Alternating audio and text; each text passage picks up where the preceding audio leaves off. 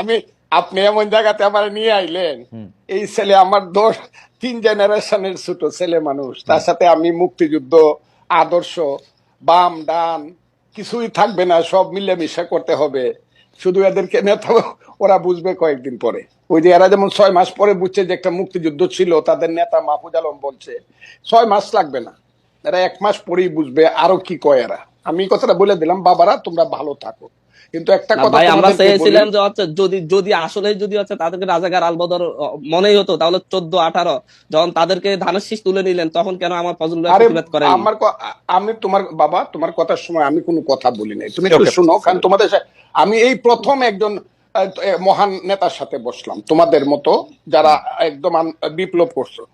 এর আগে কোনো মহান নেতার সাথে আমি বসিনি। আমি আগে জানলে মহিউদ্দিন সাহেব আমি অন্য কিছু বলতাম। শুনো তুমি কথাটা, ফাউন্ডেশন কি বুঝায়? একটা বিল্ডিং এর ফাউন্ডেশন, বাংলাদেশের ফাউন্ডেশন কি?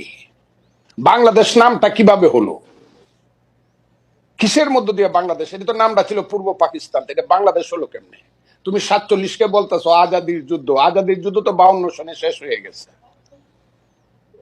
52 সনে আইসেই তো স্লোগান হয়ে গেল আমার মায়ের ভাষা কেড়ে নেওয়া যাবে না, যখন পাকিস্তানিরা পাঞ্জাবিরা আমাদের ভাষা কেড়ে নিতে চাইলো। মাত্র 5 বছরের মাথায় তো সব শেষ হয়ে গেল। এরপরে 52 থেকে যে তোমার সাথে কি বলবো, 69, 71, তোমার বাবার জন্ম কত সনে আমি জানি না, আরো পরে হবে, আমার চেয়ে ছোট হবে তোমার বাবা। তুমি একটা কথা মনে রাখবার চেষ্টা করো, ইতিহাস বাদ দিয়া বাংলাদেশের এই যে 62, 64, 66, 69, 71 বাদ দেয়া শুধু তোমরা এসে একটা আন্দোলনে জয়লাভ করে ফেলছো এবং আন্দোলনের মাথায় তোমরা দাঁড়াইছো। এই ফসলটা কিন্তু বপন করছে জমির মধ্যে বিএনপি সহ বিরোধী দল। বীজ ফলাইছে বিরোধী দল, চারা লাগাইছে বিরোধী দল, আলিবাজ দিছে বিরোধী দল, ধান হলুদ করছে পানি দিছে বিরোধী দল। তোমরা এসে 1 মাসে কাইটা দিছো। 1 মাসে কাইটা দিয়ে তোমরা মনে একটা ছোট প্রশ্ন করতে চাই। আপনি যাদেরকে বলতেছেন ওরা এসে কাইটা দিছে, ওরা না আসলে আপনারা কি কাটতে পারতেন? একদম একদম, হয়তো আরো 15 দিন পরে হইতো, আরো 1 মাস পরে হইতো, কিন্তু হতো না। কে বলছে হয় নাই? একদম, কারণ জিনিসটা তো একদম পাকা ছিল তো। 17 বছরে হয় নাই। এটার উপায় আমি তাদেরকে অসংখ্য ধন্যবাদ দিব, মাথা নিচু করে একদম। আমি আমার সন্তানদের প্রতি অনেক বেশি শ্রদ্ধা জানাবো যে তারা এই নেতৃত্বটা দিছে। কিন্তু এর অর্থই না যে এই যে 15 বছর যাবৎ বিএনপি সহ সমস্ত বিরোধী দল শত শত হাজারে হাজারে জেল খাটছে, লাখে লাখে মামলা খাইছে, শত শত গুম হইছে, এই সব বাদ দিয়া এই সন্তানেরা যদি বলে তারাই সব করে ফেলছে, তাইলে তাদের সাথে আমার কথা তারা পরে বুঝবে। ফজলুল ভাই, আমি একটু আপনার কাছে হাত জোড় করে বলি, ওরা তো এটা বলতে চায় না যে ওরা সব করছে। ওদেরকে ওরা যখন না, আপনি দেখেন, ওরা যখন বিএনপি কে সরকারে আসতে বলছে, বিএনপি সরকারে আসে না, ওরা কি করবে? বিএনপি সরকারেও আসবে না, ডিস্টার্ব করবে, তো কেমনে হবে? মাসুদ আমার সন্তানের মতো। আমি যখন ছাত্রলীগের প্রেসিডেন্ট 80 সনে, ওই সময় বুদ্ধ ও জন্মগ্রহণ করে নাই। আমি 80 সনে ছাত্রলীগের প্রেসিডেন্ট, 83 পর্যন্ত এরশাদ বিরুদ্ধে আন্দোলনের আমি প্রধান নেতা। যেদিন জয়নাল জাফর মুজাম্মেল কাঞ্চন দীপালি শাহ, আমি প্রধান নেতা, আমি একা বক্তৃতা করছি। এগুলো তো এদেরকে বলে লাভ নাই তো এইসব কথা। তুফাইল আহমদরা কারা, শাহ মুয়াজ্জেমরা কারা, নূরে আলম সিদ্দিকা মুক্তিযুদ্ধ কারা করছে? এরা কি আন্দোলন সংগ্রাম করে? আমার কথা শুনেলেন, এরা কি আন্দোলন করে কইছে আমাকে মন্ত্রী সভায় নেও আর আমার কথায় রাষ্ট্র চলবো? এরা তো এখন গ্রামে গ্রামে বৈশা থাকে, ওই যে সমন্বয়কের নামে জেলায় জেলায় কি করতেছে তারা। এখন দল করবে, আমি তাদেরকে অভিনন্দন জানাই রাখলাম। বাবারা একটা দল করো, তোমাদের দল অনেক বড় হোক, সব মানুষ তোমাদেরকে ভোট দেখ, তোমরা মানুষের কাছে যাও, গিয়া তোমরা দেশ চালাও।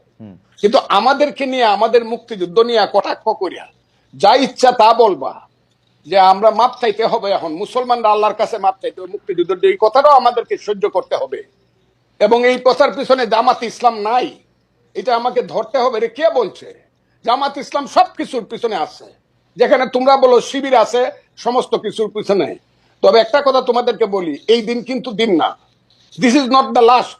এই মুভমেন্ট এই লাস্ট মুভমেন্ট না, কিন্তু এই গেমটা কিন্তু ফাইনাল গেম, তোমরা যেটা বলতেছো may not be final game in the history, এটা সেমিফাইনাল ফার্স্ট রাউন্ডও হইতে পারে না। কিন্তু ফুলু ভাই আপনি কি ওদেরকে বেনিফিট অফ ডাউট দিবেন? ওরা তো এটা প্রত্যাহার করলো, এবং কেউ তো আজকেও হান্নান মাসুদ ওই লেখার কথা আপনি বলতেছে, আজকেও হান্নান মাসুদ বলতেছে যে ও শাস্তি দাবি করে, যে লেখক এই লেখা লিখছে ও দাবি করে যে এডিটর এটা দেখা দেখে নাই সেটার, এটা তো ওর অবস্থা না অনেকের অবস্থা। কার কাছে দাবি করে? জামাতের কাছে। শাস্তি কি জামাতের মতো একটা মেথডিক্যাল দল, এটা ক্যাডার ভিত্তিক দল, তো 1 সেকেন্ড লাগে শাস্তি নিতে। জামাতের নিচে কতদিন হয়েছে? আপনি তো নিচে না নেই তো, বরং জামাত শিবিরের সেক্রেটারি যে, আমি আপনাকে কি বলবো, সভাপতি যে যেভাবে আমি হেলালের সাথে তর্ক করছে, আজিজুল বাড়ি হেলালের সাথে মুক্তিযুদ্ধ যে সঠিক ছিল না, এটা কি ছিল, এইসব কুকথা আকথা বা ওই যে কুযুক্তি, আমি তো ছেলেদের সাথে আলাপ করতে না। আপনি ছেলেদের সাথে আলাপ করেন, আপনার কথা বাংলাদেশের সবাই শুনতেছে, এই মুহূর্তে 13,000 জনের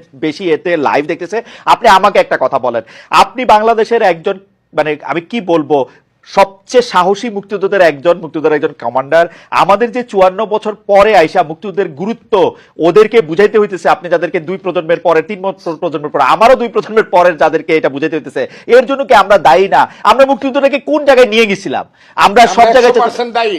54 বছরের মুক্তিযুদ্ধকে সবাই, আপনি আমার ওই বক্তব্য শুনবেন, আমি আমার সন্তানকে বলবো, ওই যে আমি বলছি যে প্রথম দিন থেকে মুক্তিযুদ্ধের ট্রেনটা ভুল লাইনে উঠছিল, শুনছেন আপনি আমার এই বক্তব্যটা? নাম কইরা মানে শোষণ, জনতোষণ, মুক্তিযুদ্ধের নাম করে লাভ হয়েছে। ওই যে ছেলে এখন কথা বলতেছে, ইউনিভার্সিটিতে পড়ে বা অনেক সুন্দর সুন্দর কথা বলে, এরা কথা বলে মুক্তিযুদ্ধ না হইলে ভুল ত্রুটি যত কিছু 54 বছর বলেন, বাঙালির সন্তান কিন্তু জেনারেল ওয়াকারুজ্জামান হইতো না, বাঙালির সন্তান কিন্তু সিনিয়র সচিব হইতো না, বাঙালির এই দেশে আদমজি, ইস্পাহানি, দাউদ, বাউনির সাইকেলের গাড়ি দেখতাম, তার নাতিদের গাড়ি।